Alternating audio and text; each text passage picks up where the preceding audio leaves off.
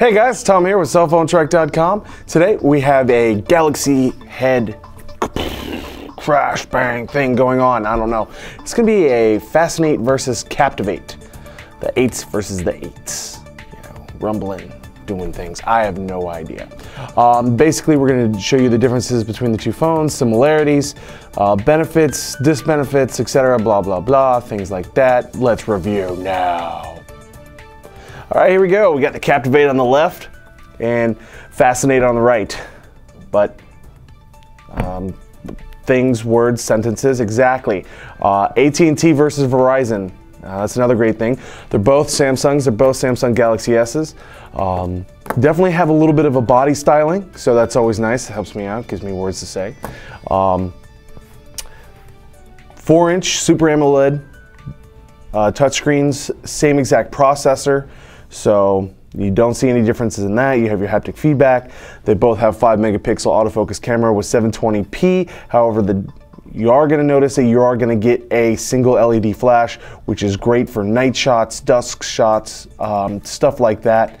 You also have, if you line them up side by side, they're the same width, except the Captivate is just a hair wider. It's not as square and rounded.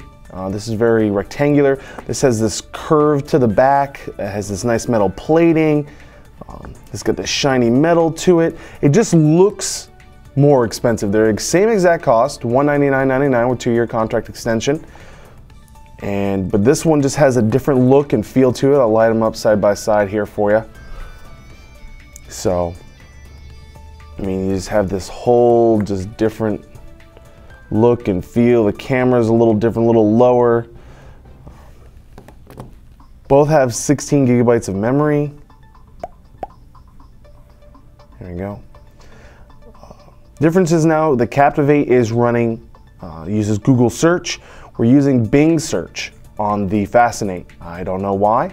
It's just what they decided to do for this. We also have Samsung Media Hub on here.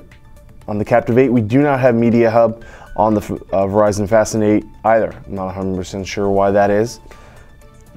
You have, you know, America's fastest 3G network for AT&T versus the widest coverage of 3G coverage. You know, it covers more area, but why would you cover 3G area in Spokane, Washington?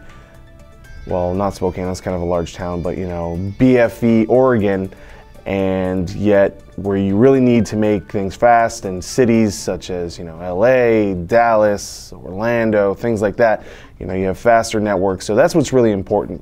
You know, people in BFE, Oregon, you know, may be wanting a Fascinate, so they'll have 3G speed, but for the most part, AT&T got it right when they went ahead and centralized their faster networks in higher population centers. That's my rant. I apologize. You still have daily feeds, daily briefing, etc. 7 home screens. You have a list of AT&T apps, and you have a whole list of proprietary Verizon apps. It's just generalized opinion. More than likely, all the same apps do the same thing, and more likely you don't even use them. You'll just go to the Android market and buy them up. Another thing that's really going to make these two phones separate is who's going to get the 2.1 updates, or 2.2 update, I apologize, not 2.1. They're both running Android 2.1, but who's going to get the 2.2 update first? And, you know, people say because they're all Galaxy S phones, they're all the same phones, they'll get them at the same time. But with Bing running over the top and the other 3 Galaxy S phones running Google, I'm gonna say maybe the Captivate might get it sooner. So overall, if I had to pick a winner with the same exact processor, same exact screens, I mean, I don't own a digital camera personally. The only way I have any time to record anything is with my camera. The flash on here definitely makes me want to buy this. But the fact that it is with Verizon, and their customer service is awful, and it is, I'm sorry, it really truly is. And I've never had a problem with AT&T's customer service. The fact that it doesn't have a flash is a little disappointing, but I can live with that. It is the same price, but it looks more expensive. It looks nicer. It has a better feel. It doesn't have this, it's got a metal, it's got this carbon fiber plate here on the back, and this is just all plastic. And it doesn't feel right. So I'm gonna have to say the Captivate is the better out of the two, even though we have a flash on the Fascinate, but with lower signal strength and slower data speeds, I'm gonna have to say that the Captivate is better. That's just my opinion. Again, my name was Tom with cellphonetrek.com. My name is Tom. Not was, but still is, but I was doing something with Cell Phone Trek. That's where that comes into play. Anyways, continuing on. We're on Facebook and Twitter. Go to facebook.com, where you have your Facebook and you tell your friends about, the massive poop you took, because that's what you do on Facebook. Or you tell your friends that you're dating somebody, and then they go to her page and she says single, and you don't know what to do at that point because you think she doesn't love you.